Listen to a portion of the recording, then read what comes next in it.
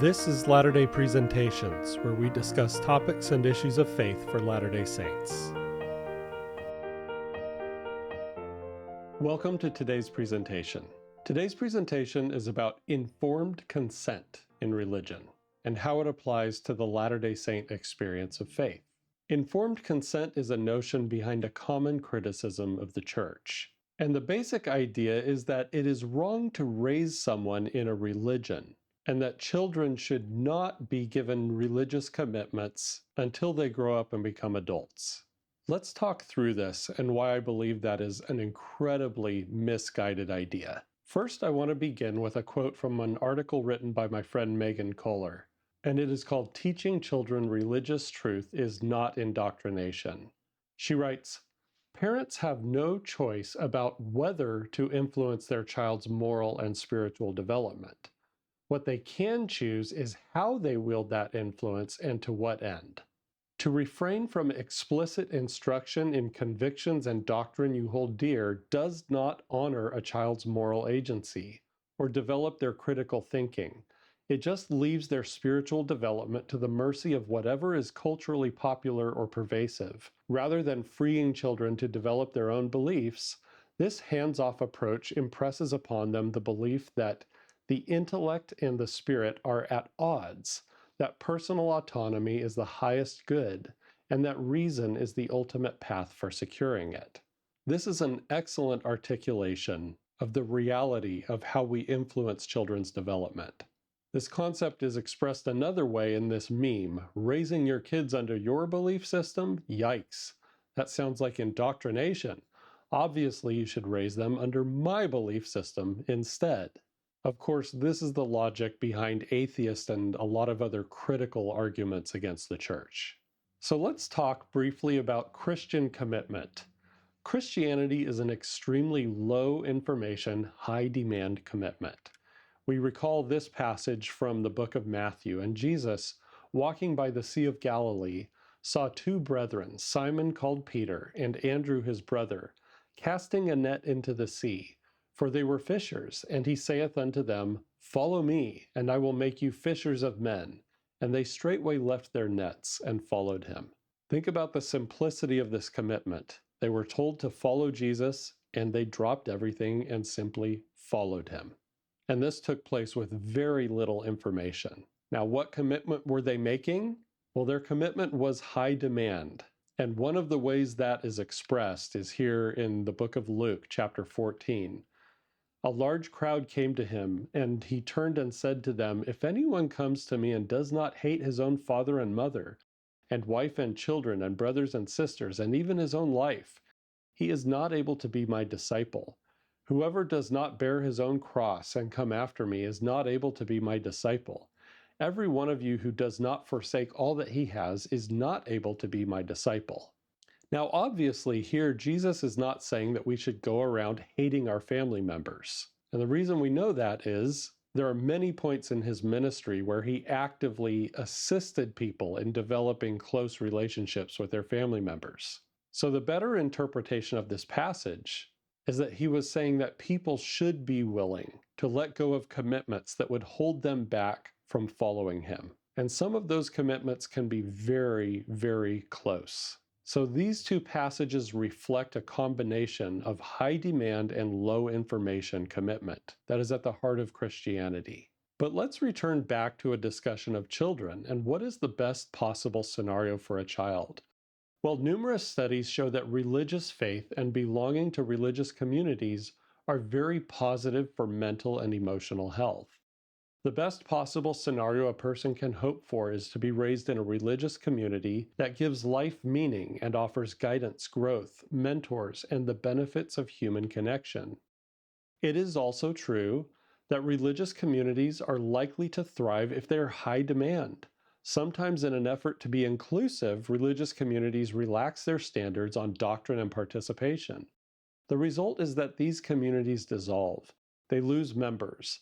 And among members who stay, the next generation mostly leaves. I talked about this in a little more depth in my presentation on seeker-sensitive church. So if you want to explore that in more depth, I recommend that presentation. And let's proceed by acknowledging that everyone is born into a costly faith. Traditional religious faith is costly. It requires a lot from us. And abandonment of traditional faith is also costly to communities, individuals, and larger society. People pay a steep price in the disappearance of social cohesion and human connection. Atheism is a costly belief system due to its foundational assumption of nihilism. And nihilism is just the belief that life has no meaning at all, which is something that follows from atheism. So let's talk about the cost of nihilism. Look at these headlines.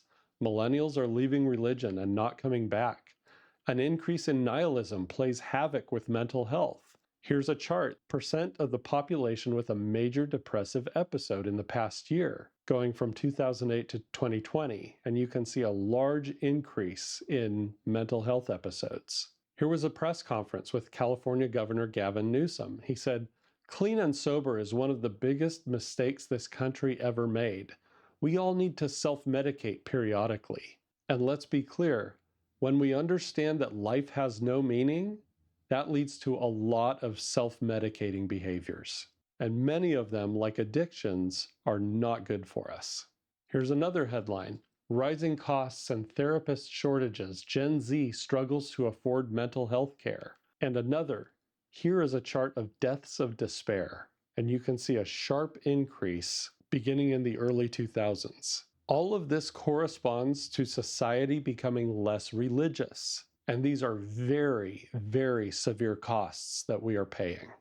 Now let's talk about the benefits of religious faith. Here is from a Duke University study, and these are slides that are on the Duke University website. Religion and depression. Religious participation has been associated with lower depression rates in numerous studies. And other outcomes. We have focused here on mental health, but there is also evidence from rigorous longitudinal studies that participation in religious community also has beneficial effects on numerous other health and well-being outcomes as well. All-cause mortality, life satisfaction, meaning and purpose, less substance abuse, less crime, social relationships and marital stability, generosity, volunteering, civic engagement, and pro-social behavior. On that last point, it's worth mentioning that our faith, Latter-day Saints in particular, definitely leads to pro-social behavior. Here's a headline from the University of Pennsylvania. Penn research shows that Mormons are generous and active in helping others. And the study title is Called to Serve: The Pro-Social Behavior of Active Latter-day Saints. I'll read an excerpt from it. The most common volunteer activity of Latter-day Saints is within the ward or local territorial division, and for religious purposes, which accounts for 57% of their volunteer time. Nearly 95% of the respondents report performing 242 hours of religious volunteering annually. This includes performing a calling from the church, a set of specific responsibilities or duties a member of the church has been asked to handle. While LDS members volunteered fewer hours to causes independent of the church, even if this were the only volunteer activity of Latter-day Saints, it would equal the national average of volunteering of all Americans, according to the study, which cites previous research conducted by the Corporation for National and Community Service. In other words, most of our service as Latter-day Saints is within our ward or stake. But even if we take away that service and just measure our other service in our communities, we still equal the national average of volunteering. This is a very, very remarkable thing to contemplate. And it is in addition to headlines like these: the Church of Jesus Christ of Latter-day Saints delivers more than 320,000 pounds of food to Mid-Atlantic area food banks. Or church delivers massive load of food and other essentials for local residents. High Plains Food Bank receives over 18,000 pounds in food from church donation. And Catholic Charities to use donation of truckload of food to feed the hungry. These are all very impactful things that we contribute to, in addition to our volunteer service in our wards. So now let's shift to discussing a paper that was published at Oxford University that I think is really useful for understanding the concept of informed consent. And this paper is called Information Hazards, a typology of potential harms from knowledge. So think of that phrase, harms from knowledge. Is it possible to be harmed by being given information? So the author, Nick Bostrom, talks about different kinds of hazards that come when we are given information. Irrationality hazards are when information is not contextualized and properly weighted, like stories of side effects that lead people to not take life-saving medications, or stories of accidents that are very unlikely to happen, or personal stories of people who happily promote harmful behaviors. That happens a lot on TikTok. And now let's talk about commitment hazards. Commitment hazards are when information diminishes our ability to make good commitments, like narratives of people's negative experiences in college. If you were to read those all day, you would never go to college. And depending on what your life goals are, that might be a really poor, detrimental decision as a result of taking in information, even information that is true. There are also narratives of people's negative experiences in marriage. Some people don't take the step of pursuing marriage because they're afraid to, because they've heard negative things about it, when in fact it could be the greatest experience of their life. There are also false assessments of risk in war. So countries sometimes miscalculate and put themselves in danger by not making important commitments that could keep them safe. All of these are problems, and sometimes very consequential problems, that are experienced by people who are receiving information, but that information is not contextualized or processed in a way that allows them to avoid harm or make healthy commitments. You'll recall in a previous presentation that I did on accusation that there is something that I refer to as accusation epistemology. Now, how does that relate to commitment hazards? Well, the goal of the accusation epistemology employed by critics of the church is to make you ashamed of your commitments. So here we have a person living their faith, and they have a personal experience of God, and they make a commitment, and then they have ongoing experiences, and they process additional information in light of those positive experiences and commitments.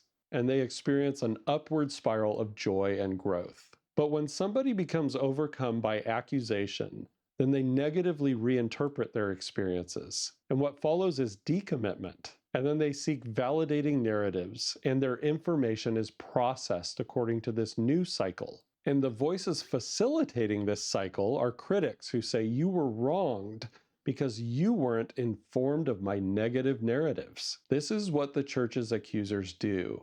They're actively trying to facilitate our disillusionment and our negative reprocessing of the past. This bears repeating. The goal of the accusation epistemology employed by critics of the church is to induce a negative reprocessing of your past. There's a book written by one of the world's foremost researchers on marriage, and it's called The 7 Principles for Making Marriage Work. John Gottman is widely recognized around the world for creating a system that is very accurate at predicting the failure of marriages. So he wrote this book with Nan Silver, and it has some interesting insights. They say, when a relationship gets consumed by negativity, it's not only the couple's present and future life together that are put at risk. Their past is in danger too. When I interview couples, I usually ask about the history of their marriage. I have found over and over and over that couples who are deeply entrenched in a negative view of their spouse and their marriage often rewrite their past. Based on their answers to questions about their early courtship, their wedding, their first year together, I can predict their chances of divorce, even if I'm not privy to their current feelings. When a marriage, or think about this in the context of our relationship with the church, when a marriage is not going well, history gets rewritten for the worse. Now she recalls that he was 30 minutes late getting to the wedding ceremony, or he focuses on all that time she spent talking to his best man at the rehearsal dinner, or flirting with his friend as it seems to him now. Another sad sign is when either or both partners find the past difficult to remember. It has become so unimportant or painful that they've let it fade away. Peter and Cynthia have such distorted memories because the negativity between them has become so intense, it's been cast in stone. When the four horsemen overrun a home, impairing the communication, the negativity mushrooms to such a degree that everything a spouse does or ever did is recast in a negative light. I'm going to say this is also true of communities that are critical of the church. They facilitate this process of causing all of a person's memories of their faith to be negatively reprocessed. Everything the church does or ever did is recast in a negative light. In a happy marriage, if the husband promises to pick up the wife's dry cleaning but forgets, she is likely to think, oh well, he's been under a lot of stress lately and needs more sleep. She considers his lapse to be fleeting and caused by a specific situation. In an unhappy marriage, the same circumstance is likely to lead to a thought like, he's just always so inconsiderate and selfish. By the same token, in a happy marriage, a loving gesture, like a wife greeting her husband with a passionate kiss at the end of the workday, is seen as a sign that the spouse is loving and thoughtful. But in an unhappy marriage, the same action will lead the husband to think, what does she want out of me? This distorted perception explains why one husband we studied, Mitch, saw ulterior motives whenever his wife Leslie bought him a gift, hugged him, or even called him on the phone. Pay attention to what is said next here. Over time, he had rewritten the history of their marriage, creating a very negative script. Whenever a conflict arose, he was all set to feel self-righteous and indignant. His negative thoughts about Leslie helped maintain his distress. He'd get flooded as soon as they had a confrontation. Negative expectations of her and their relationship became the norm for him. Eventually, they divorced. When a marriage gets to the point where the couple have rewritten their history, when their minds and bodies make it virtually impossible to communicate and repair their current problems, their relationship is almost bound to fail without the right help. The partners find themselves constantly on red alert because they always expect to do combat. The marriage becomes a torment. The understandable result, they withdraw from the relationship. Now, that was a lot of reading, but the point that we should take away from this is this exact same process is actively facilitated by critics of the church, who work very hard to poison people's relationships with the church and its leadership. And now I want to consider a number of questions.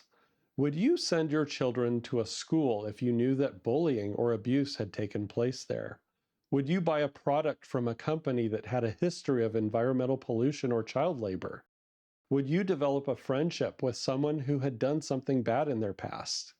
Would you attend a university if that institution had past or present sins, such as exploitative labor practices?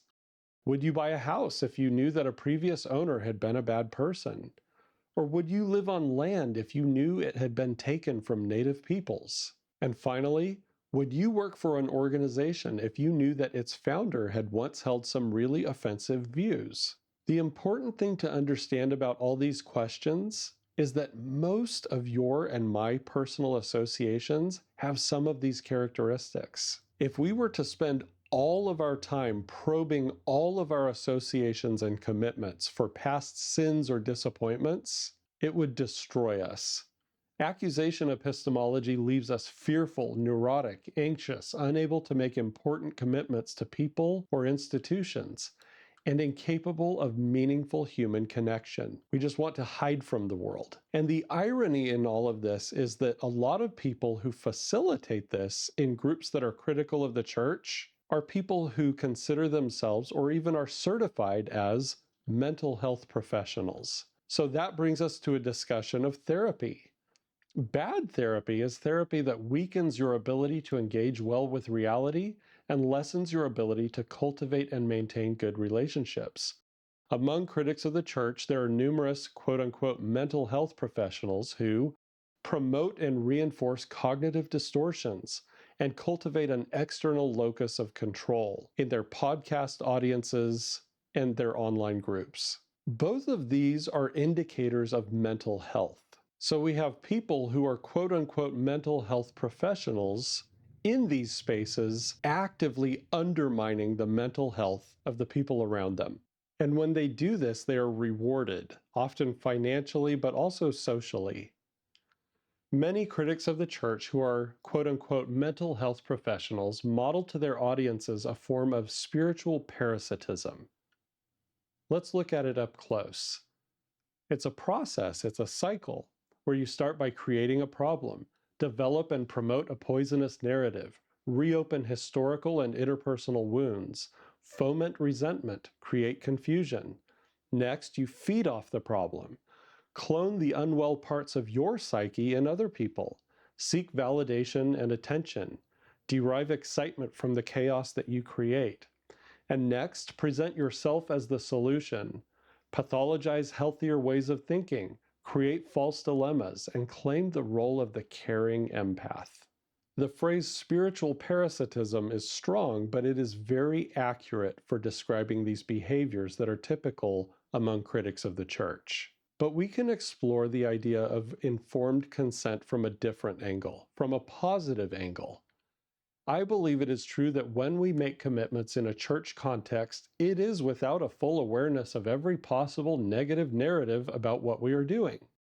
Christianity has always been a commitment that is made with very limited information, without what the modern Western worldview calls, quote unquote, informed consent. But is it also true that we make Christian commitments based on limited positive information? Let's explore informed consent in the context of my life story. Years ago, during a crossroads in my faith, I had been mired in cynicism and doubt. Much of that came from spending time in critical spaces online. In that betrayal and victim mindset, it's common for people to ask, what other negative information was I not told? What else are they hiding from me? Talking about the church. Listening to the story of a convert one day, I had an experience that reversed my questioning. Thinking of critical voices, I began to ask, what other positive things are they not telling me? What positive realities are critics avoiding? What positive realities do they refuse to honestly examine and acknowledge? I was baptized into the church at the age of 8 with minimal understanding of the covenant that I was making. And talking about my adolescent years, here are some things I was not informed about. I was not informed that keeping the commandments I was taught as a youth would help me avoid some of the self-destructive behaviors of my peers at school. I was not informed that living differently from my peers would help me to develop a healthy sense of individuality amid pressure to conform, which would help me in many situations later in life. I was not informed that I would experience real connection to God several times during my teenage years. I was unaware of all of these amazing things when I made my commitment to be baptized at the age of 8. Let's talk about my mission. Before my mission, I received my temple endowment. I was not informed about the nature of the temple endowment, and I thought it was strange. I was unprepared, and I didn't really know what to make of it. I was not informed that my mission would be really difficult. Now, you might recall that I did a presentation on the difficulty of missions a couple of years ago, and that is one that I recommend revisiting if you've never seen it. And continuing, I was not informed that my difficult mission would be a formative experience that would make possible some important changes to my perspective and character that would lead me to much better outcomes in life. My mission experience would become something I would not trade for the world. When I was baptized at the age of 8, I was not informed that on my mission I would see powerful evidences for God on multiple occasions. I had no idea I would receive revelation for myself and other people. I had no idea I would have the experience of other people receiving specific revelation for me. I was not informed that after my mission, I would look back on the specific promises of the temple endowment and see that they had been powerfully and specifically fulfilled. If you've seen some of my previous presentations, you might recognize these two items that I've referred to before. I call them my relics, and they're physical objects from my mission that are powerful evidences to me of the power of God. Now, returning to my baptismal commitment at the age of 8, I was not informed that after my mission, my continued church participation would lead to some very deep and lasting friendships. I was not informed at the age of 8 that I would have some real struggles with faith and that trying to live the gospel would push me to my limits on a regular basis. I was not informed that there would be times where I would be deeply doubtful and confused, and resolution would only come after a lot of fasting and prayer and study. I was not, and still have not been, informed by the church's critics that much of their messaging amounts to reverse cognitive behavior therapy. I have yet to see them frankly acknowledge the impact of their worldviews and the powerful biases that shape their accusatory messaging. I was not informed by the church's critics that everyone makes choices in their epistemology. In fact, I have yet to see any of the critics of the church offer an honest assessment of their own epistemology. I was not informed of the depths of joy that would come from seeing God's hand in working through my challenges. I am so profoundly grateful that I did not stay in critical spaces and that I stopped listening to podcasts and other media produced by critics. What they had offered me was extremely low quality thinking. And only after I set aside their materials and stepped away from those spaces did I realize how misinformed I had been among them. Let's continue. Accusation versus testimony. When I was baptized, I had little understanding of the fact that it's possible to formulate an unlimited number of accusations and faith-destroying narratives against the restored gospel. I also didn't know that it's possible to find an unlimited amount of credible testimony and powerful reasons to believe. Which set of infinite resources I choose to embrace is entirely my choice. And again, this is something that critics of the church will not inform you about in their spaces. Now let's talk about faith development. When I was baptized, I was not informed that paradigm shifts are possible, even on important concepts. I was not informed that in trying to help other people return to faith, I would see clear fulfillment of specific obscure promises in my patriarchal blessing. I was not informed that exercising my spiritual gifts would help lead to my children's discovery of their gifts, and they would have important experiences of self-discovery in the process. I was not informed that throughout life I would see numerous evidences that the church is exactly what we claim it to be. At church, I was not informed of the human weaknesses of some of my spiritual heroes. And in critical spaces, I was not informed of how profoundly good church leaders and members become over a lifetime of living the gospel. And as an example, I offer this blog post that I did some time ago called Marvin J. Ashton and Spencer W. Kimball. The goodness of church leaders is a very real evidence of the restored gospel.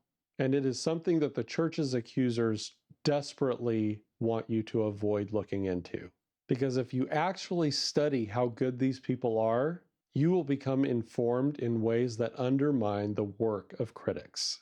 Now let's talk about community. I was not informed about how much love and appreciation I would come to feel for my community of believers, especially in a time of history when people's capacity for healthy human connection is rapidly deteriorating around the world.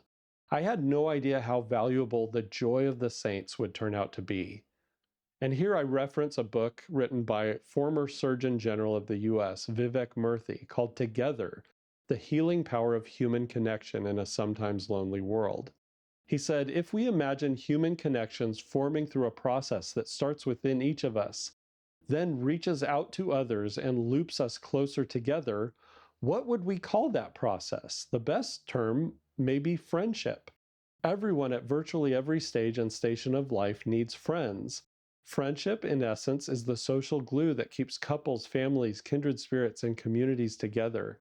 It's fundamental to successful professional as well as personal relationships. Yet some people have more difficulty than others when it comes to making and keeping friends. And this obstacle can raise the risk of loneliness. On the other hand, those who are skilled at friendship may have a natural defense against prolonged or severe loneliness. Fortunately, these skills can be developed. And I would add that church is an incredible environment for developing these essential skills for our well-being.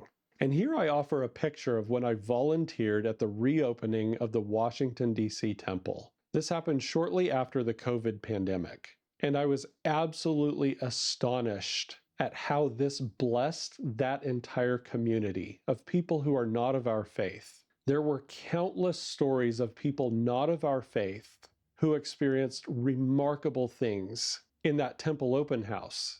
And we, as Latter-day Saints who volunteered, had an extraordinary opportunity to help people remember what it looks like and feels like to experience real human connection. I will never forget this. This is one of those extraordinary experiences that I was not informed about when I was baptized into the church at the age of 8. And now I want to refer to John 17:3. Most importantly, when I gave consent at the age of 8, I was not informed about just how demanding and rewarding it would be to come to know Christ on a personal level through my participation in the church. So was I baptized with informed consent? In a sense, not really. No Christian really understands the depth of their commitment at baptism. There was a lot I did not know when I consented to join the church. I don't blame the people around me who encouraged me to get baptized. I don't think they could have known either my challenges or the blessings that have made my church commitments worth the sacrifices many times over. I'm grateful that my parents and leaders did not fill my heart and mind with information hazards that might have poisoned my ability to make and keep covenants. And I thank God every day for my childhood indoctrination, for my church membership, my mission, my covenants, my relationship with God, and all of the gospel commitments I have made over the years on limited information. Hopefully this presentation has given you a new perspective on this concept of informed consent and a new way of thinking about it. And I just want to reiterate as I close, I am so grateful for the covenant that I made at the age of 8 on limited information. And those of you members of the church who feel love of God and neighbor and the gifts of the Spirit and all of these blessings of our church commitments, I imagine you feel the same way too. Thank you for joining me. This has been an episode of Latter-day Presentations. We would like to remind viewers that our channel represents our own views and not necessarily any official positions of the Church of Jesus Christ of Latter-day Saints. Thanks again for joining us.